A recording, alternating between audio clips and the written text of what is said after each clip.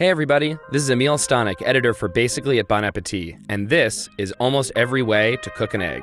First we did chicken, now we're doing egg. This is an egg. Ovular in shape, they come in a lot of different colors, but there's not a whole lot of difference on what's on the inside. Size, however, does matter as it affects the cook time. So for consistency, today we're just using large brown eggs. When you crack them, you can see that they're comprised of a runny white and the yellow-orange center, or yolk, which both contain different proteins that coagulate or harden at different temperatures. So just a few degrees of difference in cooking temperature or time are gonna have a profound impact on how the final egg turns out. We're gonna take these eggs and cook them in as many ways as we can possibly think of so you can see the process and the end results. Raw egg. Okay, we couldn't start this video on all of the ways to cook eggs without also doing a few ways to not cook eggs. You know, people eat raw eggs all the time, but we're just gonna take an egg, crack it into a glass, it's nice and cold, and that is an egg shot. This is literally just an egg cracked into a glass. There's nothing else going on. Cheers. It doesn't actually taste like that much because there's no salt or anything else in there, so it's just kind of a weird textural sensation.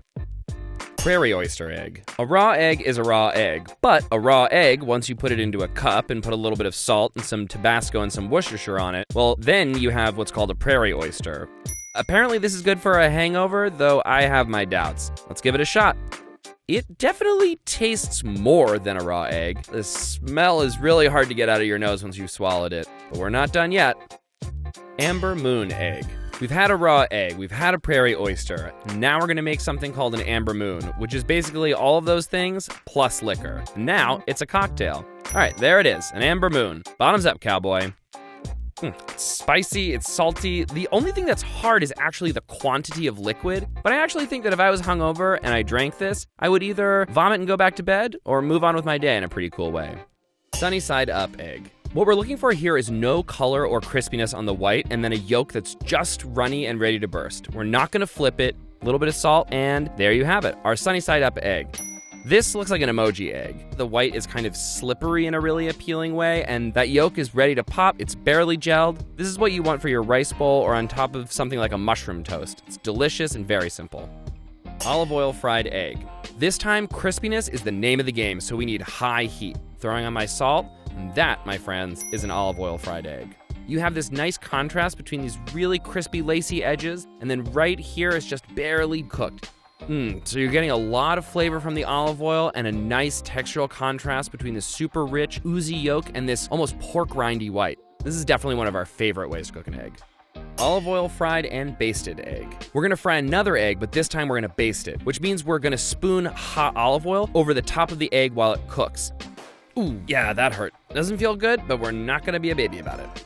So the biggest difference here, where the last time we had a little bit of uncookedness right around the yolk, here it's completely cooked. That tastes great. And this is a great way to make a fried egg for somebody who's kind of likes that runny yolk but is squeamish about uncooked white. Olive oil fried and steamed egg. This time, instead of basting the egg with hot oil, we're gonna add a little bit of water and cover it, which is gonna produce steam that's gonna help to cook the egg. And we're gonna leave it in there for probably about a minute. So right off the bat, you're definitely seeing quite a bit of this crispy outside part, and it's pretty well browned underneath. You still have that nice runniness, but again, it's much thicker than some of the other yolk that we've been dealing with. It's good. Over easy, over medium, and over hard eggs. We're gonna cook them for about 2 to 3 minutes on this first side, and the only difference between these 3 eggs is once we flip them, they're gonna spend different amounts of time on that second side, which is gonna dramatically change the texture of the yolk. So here we have our 3 classic diner eggs. So over easy, you can see the white is still super tender, and in the yolk is just barely cooked. It's very fluid and runny. The over medium, the yolk is definitely a little bit more cooked. It's thicker and kind of oozing out a lot more slowly. And here with the over hard, you can see the yolk is completely cooked. It almost looks like an 8-minute boiled egg or something like that. And the white is definitely a little bit rubbery for that one. So something for everyone.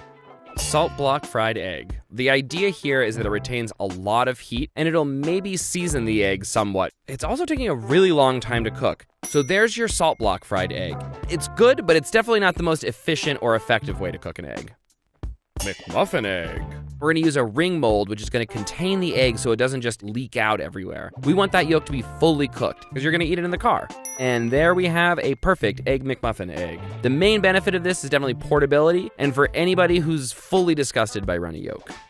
Cracked and scrambled egg. We're just gonna crack these eggs directly into a pan that's set over medium to medium-low heat, and we're just gonna scramble them as we go. We don't want it to be too hot, otherwise our eggs are gonna get cooked too quickly. Always make sure to pull your scrambled eggs before you think they're done, to account for carryover cooking. There you have it, cracked in the pan and scrambled. So what you're gonna notice here are these kind of distinct bits, like that's mostly yolk, here you have mostly white. You definitely have some bits which are a lot richer and some that are a little bit leaner, but there's nothing wrong with this method for scrambling eggs. Low and slow scrambled egg. All right, scrambled eggs round 2. This time we're gonna beat them first, and we're gonna cook them really low and slow, which is my favorite way to make eggs. You're continuing to stir so you don't have any kind of big sheets of egg. We want the texture to almost be like ricotta or cottage cheese.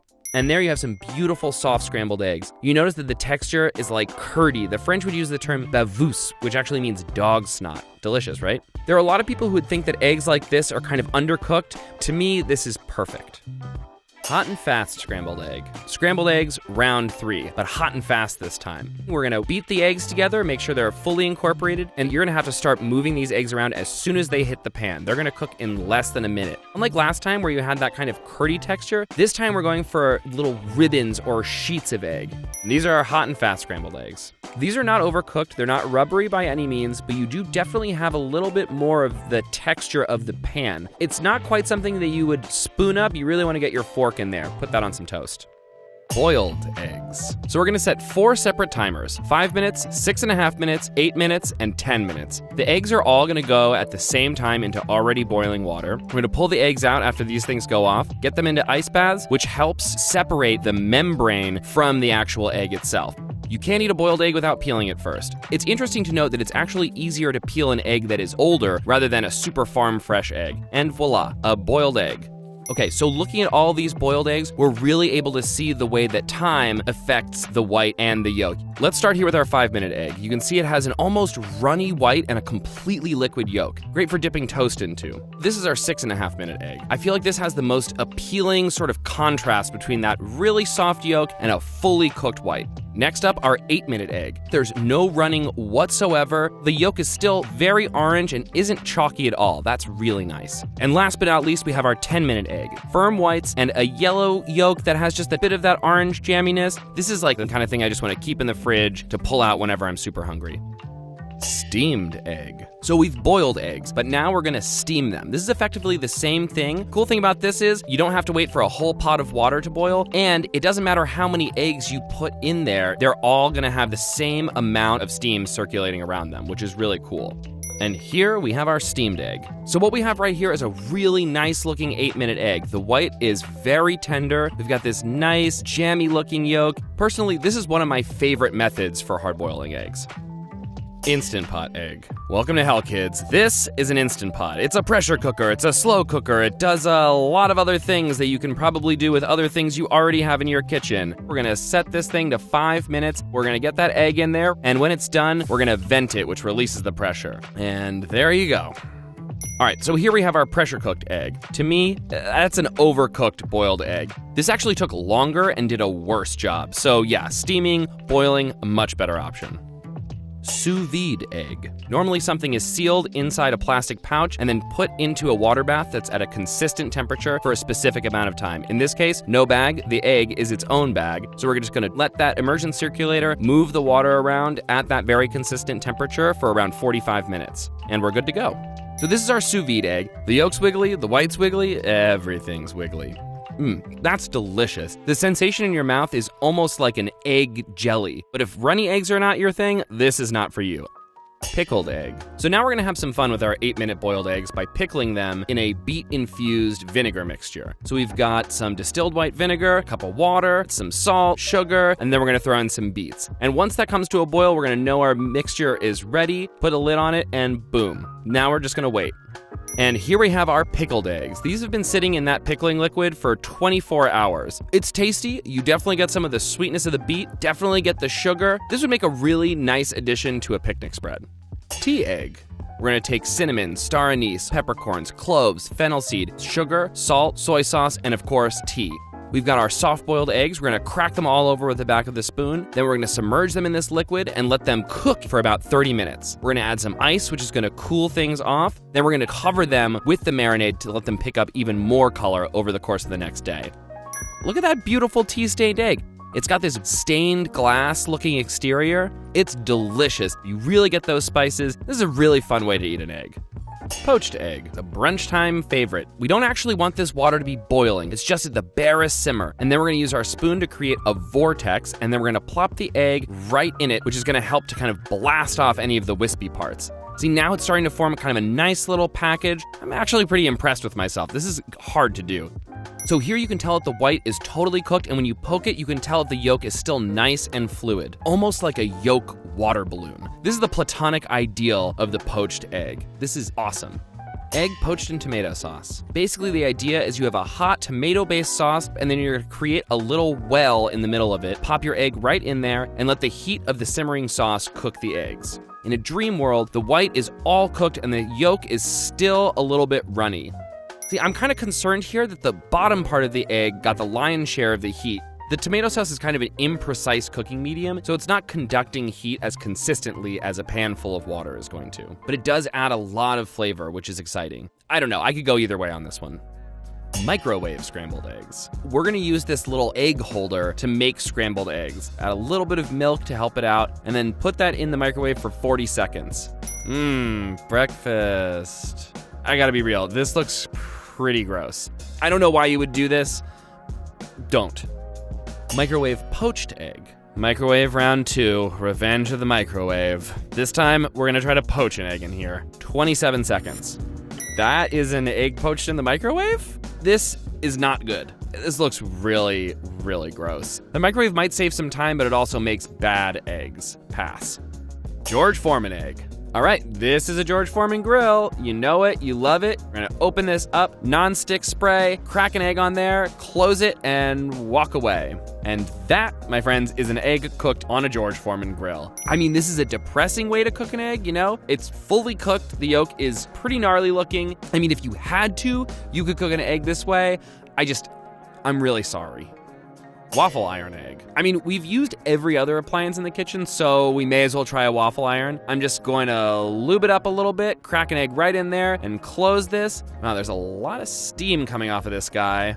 Oh my God, that is our waffle iron cooked egg. This looks like some kind of alien, like a face hugger or something. You can definitely see that the yolk is pretty unpleasant and overcooked. This is not a particularly delicious egg. Waffled egg, not so much. Blowtorched egg. This is an egg, this is a blowtorch. We're gonna crack this egg right onto a sheet pan, and then we're gonna cook it with our blowtorch. We've got a little diffuser on here to kind of help disperse the heat a little bit more evenly. And we're just gonna blast this thing with open flame until it's done, I guess? Oof, this, I think we can say this is not an effective way to cook an egg. Diner style omelet. All right, so we've got our pan on medium heat. We're gonna put a little butter in there to heat up until it's almost browning. We really wanna beat these eggs together until we don't see any streaks of egg white. We're gonna pour the eggs in, and as you can see, it's starting to cook immediately. So I'm just gonna kind of start nudging it along with my spatula, then fold it over, flip that out, and that is your diner style omelet. So a diner style omelet is normally kind of a blank canvas for all of the sorts of fillings that you might put into it. It's not normally about the eggs themselves. This would be delicious with some ham and peppers and cheese. French omelet. This time, we're using low heat, and this is gonna come together much more slowly. We're gonna beat our eggs, get a little bit of butter in the pan, we're gonna pour our eggs in, and then we're gonna start stirring constantly. We want the kind of curdy sort of texture. As soon as we start to form a little bit of skin, we're gonna start rolling, and then we're gonna flip it out, and voila. That is a French omelet. This is a much more refined, delicate style of omelet. This is all about the egg. You don't really need to add any toppings or fillings here. Very creamy, very tender. This is a beautiful way to cook an egg. Souffle omelet. This is a modern novelty omelet. So in this case, we're gonna separate the whites and the yolks. We're gonna beat the whites until they're fluffy, like you would for meringue. Then we're gonna fold the yolks back into the whites, transfer that to a hot pan with butter, put a plate over top to make sure the top cooks as well, and then we're gonna fold it, flip it out onto the plate, and that is a souffled omelet. This is huge. That's because of all of the air that we beat into the eggs before we cooked them. Has a light, cakey, fluffy sort of texture. Definitely not something I'd want to eat every day, but definitely interesting. Cloud egg. The cloud egg was kind of a novelty that was popular on Instagram for a little while. We're gonna separate the yolk from the white like we did for the souffled omelet. We're gonna dollop that on this baking sheet, and this is gonna go into the oven at 350 degrees for about 30 minutes. Now we're gonna pull it out and we're gonna drop our yolk back into that little pocket that we made and bake it until we have the consistency of a sunny side up egg. And that, folks, is a cloud egg. This is kind of a deconstructed egg. It's a little bit high concept. This one is interesting tasting. It's really more for the gram than it is for the mouth. Chinese-style steamed egg custard. So here we have a couple of eggs. We're gonna mix those with some soy sauce to season it, some chicken stock. We're gonna transfer the eggs to a bowl. We're gonna put the whole bowl into the steamer basket, cover it with a plate, and then put the lid on the pot. And we're gonna let the steam kind of gently cook the entire thing until it's wobbly and custardy. Okay, so this is really cool. As you can see, it's pretty firm. It almost has the texture of a pie filling. Very silky. This is a win. This would be awesome if you drizzle a little bit of sesame oil on top, maybe some scallions. Absolutely delicious. Coddled egg. So what we have here is an egg coddler. It's kind of a mini pot that we're gonna put the egg in along with a little bit of cream, and then we're gonna close it up and then submerge that in barely simmering water. And there we have our flying saucer touchdown. That is a coddled egg. All right, so we're gonna take the lid off. Ooh, that smells really good. Basically, the cream helped to create a gentle cooking medium for the egg. The lid helped to trap some steam, so it cooked all the way around. What I really want is a couple of toast soldiers to dunk in there. It's very tasty. Shirred egg. So now we're gonna make a shirred egg, which is similar to a coddled egg, but this time it's gonna be open in a ramekin and in the oven. We're gonna pop that in a 375-degree oven for between 12 and 15 minutes. I can tell that we overcooked this one a little bit, but you still have a little bit of that oozing egg yolk. It's kind of cute. It might be more delicious if you added a little bit of cheese, made it like a little egg pot for brunch. Still has good flavor. This is a nice little self-contained dish. Air fried egg. All right, we couldn't not use an air fryer. An air fryer is basically a tiny convection oven. So we've got a ramekin all buttered up. We're gonna crack our egg into it, a little bit of salt, a little bit of cream, open our air fryer and put this guy right in there and close it. We're gonna set it to 300 degrees for like 12 minutes and see what comes out on the other side. So this actually has a similar-ish texture to the shirred egg, except it's definitely a lot more rubbery. It's actually fairly tasty. It took 12 minutes. You could easily fry an egg in that amount of time on the stovetop and not have to deal with this ridiculous contraption. Deep fried egg. I'm gonna crack an egg into this ladle and then try to get it in there from as far away as I can possibly get, because I'm worried this is gonna just explode all over me. Wow, it looks like a weird jellyfish. That, my friends, is a deep fried egg. This is definitely a dangerous way to make eggs, but honestly, that's surprisingly good. This might be America's best new egg. Dehydrated egg. First things first, we're gonna blend these eggs up really well. Then we're gonna pour them into this nice little rack with a lip, close the door, and turn the dehydrator on for about 6 hours. Oh God, it looks like fried cheese. I've heard that some people will dehydrate eggs and then take them camping, but unless you're like hiking the Appalachian Trail, I don't think this is a very good way to cook eggs. Frittata. So now we're gonna make a frittata, which is basically just a quiche without a crust. We're gonna crack some eggs, beat them together, add salt, 2 ounces of milk just to lighten it up. So we're gonna start on the stovetop, medium-high heat, just until the edges start to set, and then finish in a 350-degree oven for about 15 minutes until it's golden brown and the center is set. This is basically just baked egg. The egg is fairly tender. It really wants some cheese and other things in here. Otherwise, it's really not that much to write home about. Frozen egg? We've got an egg. We've got a skewer. We're gonna put this skewer into the egg and then freeze it to make like an egg popsicle, I guess? Okay, yeah, that is a frozen egg. I think we're gonna have to dunk it in some hot water to peel it. Oh no. It is an egg lollipop, and it is starting to thaw a little bit, which is very, very gross. Oh, do I really have to? Oh no, that is so unpleasant. Just don't. Dishwasher cooked egg. Dishwashers get hot, they fill up with steam, so maybe that's a way to cook eggs. We're gonna close it, set this dishwasher for the tough setting, and 3 hours later, Steamy Town. Okay, this is very, very strange. It looks kind of like the 6.5-minute egg that we did earlier, but the yolk cooked more than the white did. I don't understand the science behind that, but something weird happened in that dishwasher. But it definitely works and is kind of weirdly good. Maybe the next time you're gonna run your dishwasher, throw a couple of eggs in there and you've got lunch. Rice cooker egg. All right, let's say you made some rice in the rice cooker, but you want to turn that into something that's a little bit more like a complete meal. Maybe you just want to open it up and crack an egg right on top of that rice. Cook it right there. That doesn't sound like a bad idea. We're gonna check this after 5 minutes. All right, so this looks like a pretty perfectly cooked egg. The white is just barely set. The yolk just oozes out. Oh, that's so delicious. It's actually kind of been perfumed by the rice, and it has like a beautiful, almost nutty quality to it. This is a really cool and really delicious way to cook an egg. If you got a rice cooker, you've got everything you need to make it happen. Egg cooker cooked egg. This is an egg cooker. You load it up with eggs, you close the lid, you turn it on, and it steams some eggs for you, I guess. Here we have an egg that we cooked in the egg cooker. This looks pretty much exactly like any of our other cooked in shell eggs we made. The question is, do you really want a UFO hanging out on your counter that only has one purpose? It's not a bad way to cook an egg. There's just no reason to cook an egg this way. Rolly cooked egg. More things you can buy on Amazon. I don't know, apparently you put the eggs in here and they just come out when it's done. Did you hear that? It just made the weirdest noise. Oh no, oh no. Oh my God. It looks like it's in a condom. This is the most disgusting egg thing we have made all day. I am sure of it. Oh God, it has a horrible flavor. It tastes like bad seafood. I don't know why, it tastes plasticky. This is horrible.